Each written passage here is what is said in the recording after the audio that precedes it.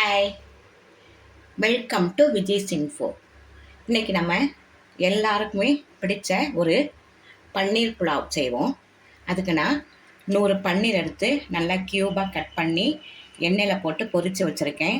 பச்சையாக போட்டு அப்படியே கரைஞ்சிரும், அதனால் லேசாக வறுத்து வச்சுருக்கேன். அதே மாதிரி ஒரு பெரிய வெங்காயம் நல்ல நீள நீளமாக கட் பண்ணி வச்சுருக்கேன். 4 பச்சை மிளகாய். இதுதான் காரத்துக்கு, வேறு எந்த காரம் நம்ம போடுறதில்ல. அதனால் உங்களுக்கு எவ்வளோ காரம் வேணுமோ அதை சேர்த்துக்கங்க. 4 பச்சை மிளகாய் நான் கீறி வச்சுருக்கேன். பெரிய கேரட் ஒன்று நல்லா பொடியாக கட் பண்ணி வச்சுருக்கேன். ரொம்பவும் பொடி இல்லாமல் கொஞ்சம் மீடியம் சைஸாக கட் பண்ணி வச்சுக்கோங்க. அதே மாதிரி பீன்ஸு ஒரு 4 பீன்ஸு நல்ல மீடியம் சைஸில் கட் பண்ணி வச்சுருக்கேன். மல்லி இலையும் புதினாவும் நல்லா அலசிட்டு கட் பண்ணி வச்சுருக்கேன். பட்டை, சோம்பு, ஏலக்காய் எல்லாத்தையுமே கொஞ்சம் எடுத்து வச்சுருக்கேன். தேவைக்கு உப்பு, கொஞ்சம் நெய், அரிசி ஜீரக சம்பா அரிசி எடுத்து ஒரு அரை மணி நேரம் ஊற வச்சுருக்கேன். ஜீரக சம்பா அரை மணி நேரம் ஊற வச்சுருக்க 1 கப் எடுத்து வச்சுருக்கேன். இப்போ நம்ம தண்ணியெல்லாம் அலசி எடுத்துட்டு நம்ம இதெல்லாத்தையும் சேர்த்து வதக்கலாம். இப்போ அடி கனமான ஒரு பாத்திரம் எடுத்துக்கோங்க. நான் பேன் எடுத்துருக்கேன்.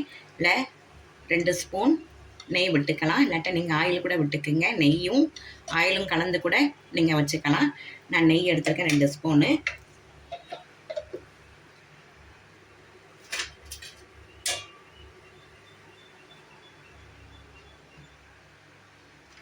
இதில் நம்ம எடுத்து வச்சுருக்கிற பட்டை, ஏலக்காய், லவங்கம் எல்லாத்தையும் போட்டுடலாம்.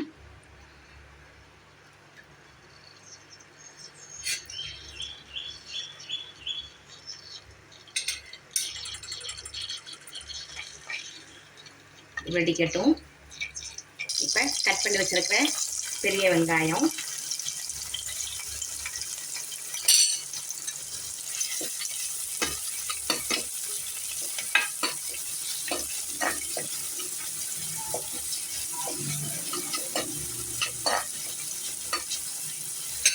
இதிலே நம்ம எடுத்து வச்சுருக்கிற பச்சை மிளகாய் கீரி தான் போட்டிருக்கேன். ரொம்ப பொடியாக கட் பண்ண வேண்டாம், காரமாயிரும். நல்ல நடுவில் கீரி தான் போட்டிருக்கேன். இப்போ கட் பண்ணி வச்சுருக்கிற கேரட்,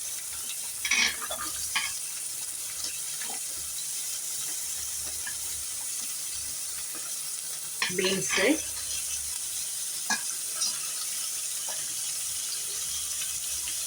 புதினா, மல்லி பொடியாக கட் பண்ணி வச்சுருக்கதை எல்லாம் சேர்த்துக்கலாம்.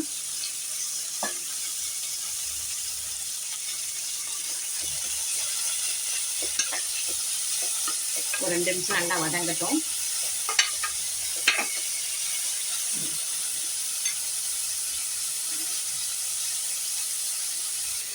இதில் ஒரு 1/4 ஸ்பூனு கரம் மசாலா தூள் சேர்த்துக்கலாம்.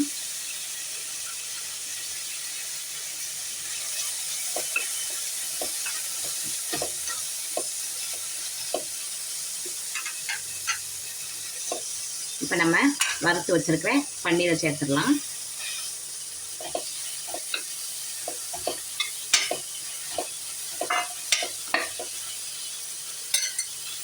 இப்போ நல்லா அரை மணி நேரம் ஊறிடுச்சு. அரிசி தண்ணி நல்லா வடிகட்டிட்டு அரிசி சேர்த்துடலாம்.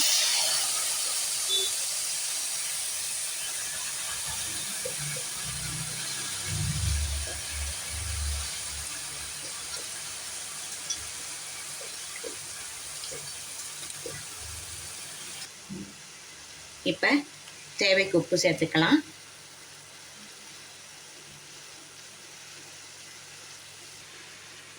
இப்போ நம்ம 1 மடங்கு அரிசிக்கு 2 மடங்கு தண்ணி விட்டுடலாம்.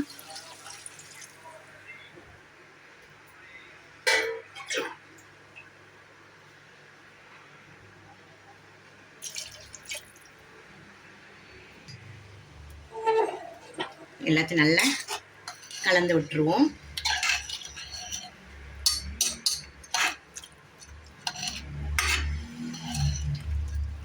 இப்போ மூடி போட்டு சிம்மில் ஒரு சவுண்டு வரட்டும். ஒரு சவுண்டு வந்துருச்சு. நம்ம இப்போ திறந்து பார்க்கலாம்.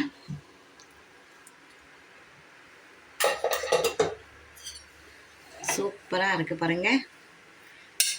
நல்ல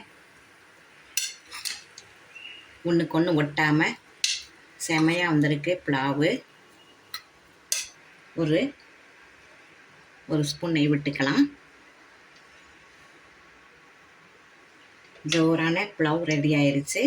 இப்போ நம்ம இதை ஒரு பாத்திரத்தில் மாற்றிடலாம். பன்னீர் புலாவ் அசத்தலாம் ரெடி ஆயிடுச்சு பாருங்கள். ரொம்ப சிம்பிளாக செய்யலாம். நம்ம பிரியாணியை விட இது ரொம்ப சுலபமாக செய்யலாம். இதுக்கு நம்ம இஞ்சி பூண்டு விழுது எதுவுமே சேர்க்க வேண்டியதில்லை. பன்னீரை நல்லா பொரிச்சும் போடலாம். நீங்கள் லாஸ்ட்டில் கூட பன்னீரை போடலாம். நம்ம குக்கர்லேயே நம்ம போட்டுட்டோம். நீங்கள் தனியாக கூட குக்கரில் சாப்பாடெலாம் வெந்த பிறகு கூட நீங்கள் இதை போட்டு பரிமாறலாம், நல்லாயிருக்கும். இதுக்கு நான் ஆனியன் ரைத்தா எடுத்து வச்சுருக்கேன்.